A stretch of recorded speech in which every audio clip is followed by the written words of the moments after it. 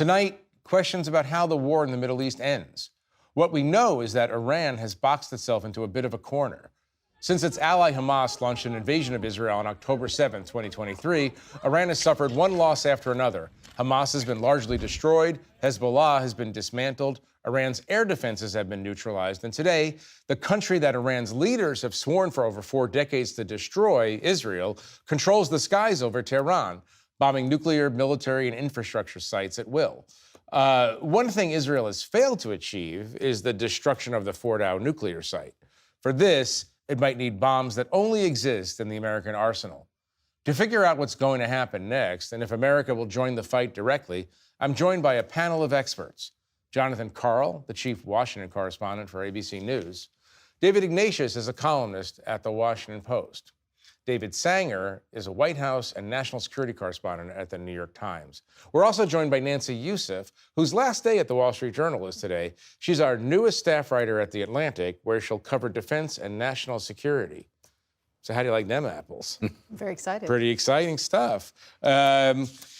David, before I go to our newest staff writer, let me start with you, and just give us the current state of play in the actual war in the Middle East. Well, the state of play right now is the Iranians are not doing terribly well in day 7 here. We're 1 day past the length of the 6-day war, and I would say you probably have several weeks left of this. At this point, they're down, we think, to roughly 1,000 of their long-range missiles. That means they've lost a huge number of the missiles and the launchers. They've lost a lot of nuclear scientists. They've lost a lot of the officers of the Islamic Revolutionary Guard Corps. They've lost use of the Natanz nuclear enrichment plant, one of the 2 plants that make the fuel that you need to produce a nuclear weapon. The other being Fordow. And the other is Fordow, right. And Fordow is the one that's deep under a mountain. It was designed to go under there after it was recognized by the Iranians that they were subject to air attack by the Israelis, cyber attack by Israel and the United States, who 15 years ago executed a really ingenious attack on the Natanz plant. And they wanted something you couldn't get at. And the next 2 weeks will determine whether or not you really can't get at it. Right. David Ignatius, Trump has said that he may take 2 weeks to decide, as much as 2 weeks to decide. Is it possible that the Israelis can do the job before then? So we don't know what capabilities they have to strike Fordow beyond depending on the U.S. bunker buster bomb. The Israeli tactical success, as David just described it, has been brilliant. They've managed to essentially wipe out the leadership of the military, the Revolutionary Guard Corps. There are a whole lot of tasks I'm sure they'd still like to accomplish. I think one of the reasons that they've been rushing is that they have worried that Donald Trump wanted to intervene in negotiations. Donald Trump wants to find a way to have a new nuclear deal and sort of turn this whole crisis, the heat down. So I think that's one of the urgent issues for the Israelis. Over the next 2 weeks, Donald Trump's going to try very hard to make a negotiated settlement work. Right. And Israel has to decide, is that in Israel's interest? What kind of settlement could it accept? And how will it destroy the things it can in the time it has left? Right. But John, you've talked to the president quite a bit in the last period of time. He also seems pretty excited about the Israeli military success.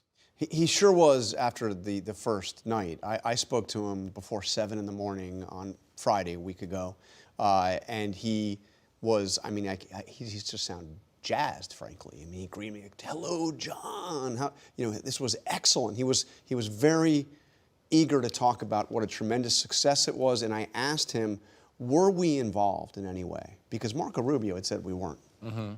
And he said, I can't comment on that. I was like, wait a minute, your Secretary of State he clearly he saw success and he wanted to take part in that success. But look, he is really conflicted here. And he's facing a deep divide within his own movement.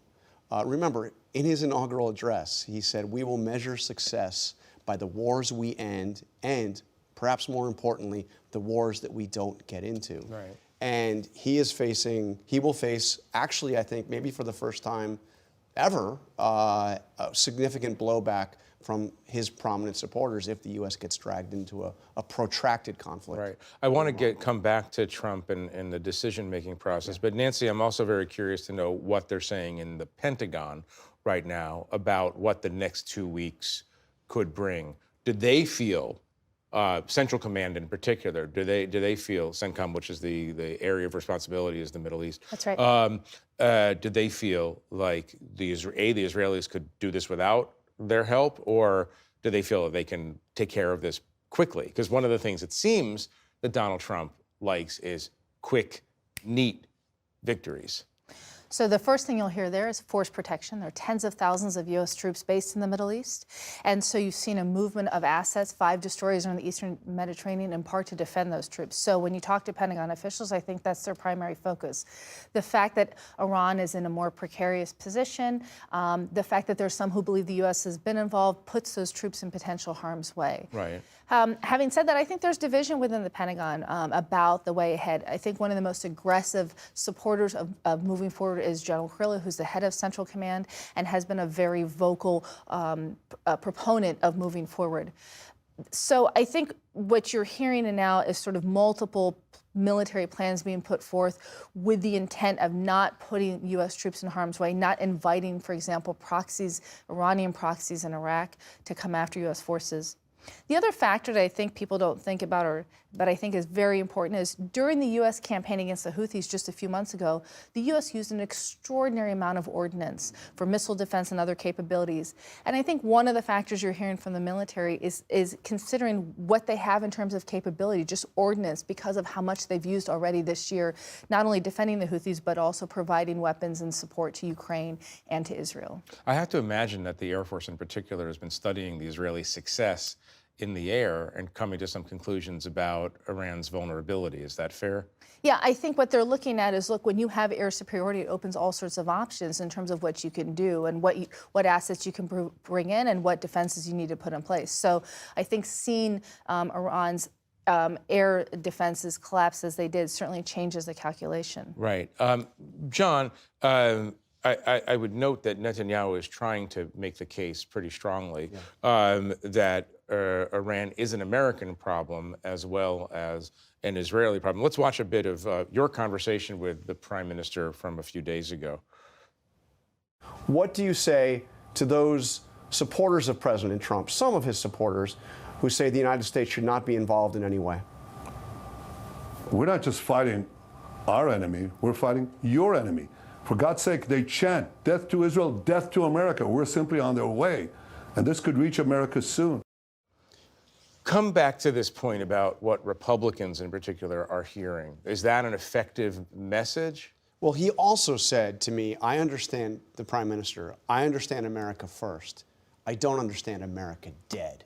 And that's what these people want. So he is speaking, trying to speak the language of the MAGA movement from Tel Aviv to try to make the case that they should. I think that fell very flat with Trump supporters. It's like, who's this guy to tell us, right, you know, what we're going to do? But what's interesting, and I guess you have to be a certain age to have visceral memories of the 1979 hostage crisis, but they have been chanting death to America for 40 plus years in Iran. I mean, David, talk about whether Iran poses, in your opinion, a national security threat to the United States dire enough to warrant this kind of intervention. So Iran is threatened to assassinate President Trump, other senior officials, in retaliation for Trump's order to kill Qasem Soleimani, the head of the Quds Force.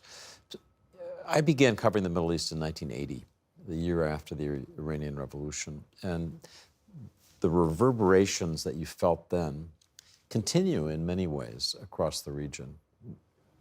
Iran's revolution set off convulsions. It transformed, it created Islamic fundamentalism in the Sunni world in response.